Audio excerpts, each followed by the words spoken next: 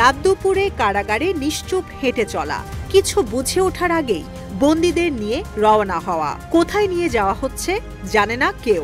শুরুতে বলা হয়েছিল নেওয়া হচ্ছে অন্য এক কারাগারে, অথচ নিয়ে আসা হলো বিমানবন্দরে। তখন তারা জানতে পারলেন গন্তব্য কোথায়। হাতে হাতকড়া, পায়ে বেড়ি পরিয়ে অপরাধীদের মতো করে তাদের তুলে দেয়া হলো একটি সামরিক বিমানে। ৪০ ঘন্টার সেই যাত্রায় তাদের খেতে বলা হয়েছিল হাতকড়া পরেই, ব্যবহার করতে দেয়া হয়নি বাথরুমও। বলছিলাম সম্প্রতি যুক্তরাষ্ট্র থেকে ভারতের অমৃতসরে আসা ১০৪ জন ভারতীয়র ভয়ঙ্কর অভিজ্ঞতার কথা।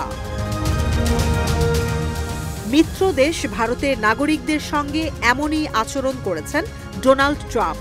অপরাধ একটাই, উন্নত জীবনের খোঁজে নিজের সর্বস্ব বিকিয়ে দিয়ে অবৈধভাবে যুক্তরাষ্ট্রে গিয়েছিলেন তারা।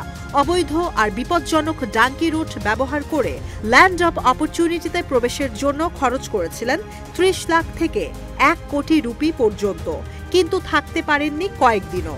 ডোনাল্ড ট্রাম্পের নতুন অভিবাসন আইনের কারণে ধরা পড়ে গেছেন ইমিগ্রেশন অ্যান্ড কাস্টমস এনফোর্সমেন্ট আইসের কাছে। সামরিক বিমানে করে তাদের পাঠিয়ে দেওয়া হয়েছে ভারতে। ২০২৪ সালের মধ্যেই এলিয়েনদের ভারত ছাড়া করা হবে। ২০১৯ সালে ভারতে আশ্রয় নেয়া বাংলাদেশি অভিবাসী আর রোহিঙ্গাদের ইঙ্গিত করে এই মন্তব্য করেছিলেন স্বরাষ্ট্রমন্ত্রী অমিত শাহ। এখন ভারতের নাগরিকদের এলিয়েন হিসেবে বের করে দিচ্ছেন মার্কিন প্রেসিডেন্ট ডোনাল্ড ট্রাম্প। খরচ বাণিজ্যিক বিমানের তুলনায় কয়েক গুণ বেশি হলেও ব্যবহার করেছেন C-17 সামরিক বিমান, যেই বিমানে একজন অভিবাসীর জন্য শুধু গুয়াতেমালা পর্যন্তই খরচ ৪ লাখ রুপির বেশি। দেশে ফিরে মানবেতর অভিজ্ঞতার বর্ণনা দিয়েছেন অনেকেই। ভারতে কর্মসংস্থান নেই, সরকার উন্নত জীবনের ব্যবস্থা করতে পারে না, তাই জঙ্গল, নদী, সমুদ্র পেরিয়ে লাখ লাখ রুপি খরচ করে গেছেন যুক্তরাষ্ট্রে। অনেকে আবার প্রতারিত হয়ে খুইয়েছেন সর্বস্ব। ডোনাল্ড ট্রাম্প অভিবাসী আইন কঠোর করার পর ভারতীয় সহ কোনো অভিবাসী আর সীমান্তের ওপারে যেতে পারেনি।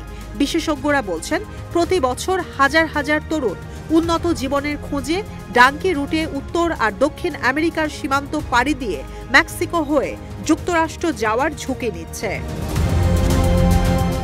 শতাধিক ভারতীয়কে এত মানবেতর পরিস্থিতিতে দাগী অপরাধীদের মতো করে দেশে পাঠানোয় ক্ষোভে ফুঁসছে সাধারণ মানুষ সহ বিরোধী রাজনৈতিক দলগুলো। তারা বলছেন কলম্বিয়ার মতো দেশ নাগরিকদের সসম্মানে দেশে ফিরিয়ে আনতে বিমান পাঠিয়েছে, কিন্তু বিশ্বের ৫ম বৃহত্তম অর্থনীতির দেশের সরকার বিমান পাঠানোর পরিবর্তে হাত গুটিয়ে বসেছিল। পররাষ্ট্র মন্ত্রণালয়ের তথ্য বলছে ২০০৯ সাল থেকে এখন পর্যন্ত যুক্তরাষ্ট্র থেকে ফেরত পাঠানো হয়েছে প্রায় ১৬,০০০ অভিবাসীকে। ৪ বছরের ব্যবধানে ভারত থেকে যুক্তরাষ্ট্র যাওয়া অবৈধ অভিবাসীর সংখ্যা ৮,০০০ থেকে ৯৬,০০০-এ পৌঁছেছে।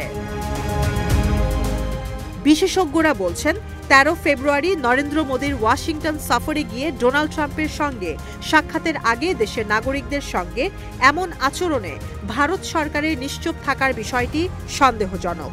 প্রশ্ন উঠছে, মোদী যদি ট্রাম্পের বন্ধুই হবেন তাহলে কেন ভারতীয়দের এভাবে দেশছাড়া করলেন ট্রাম্প? কেনই বা পুরো বিষয়ে চুপচাপ মোদী সরকার? বিশেষজ্ঞরা বলছেন শুল্ক সহ গুরুত্বপূর্ণ আরও অনেক বিষয় আলোচনার টেবিলে থাকায় ভারতীয়দের জোর করে দেশে ফেরত পাঠানোর বিষয়টি নিয়ে আলোচনা করে ট্রাম্পকে অসন্তুষ্ট করতে চাইছেন না মোদী। এমনকি এই বিষয়ে বারবার বিরোধী দলের তোপের মুখে পড়েও মুখ দিয়ে কোনো শব্দ বের করছেন না ট্রাম্পের মিত্র মোদী।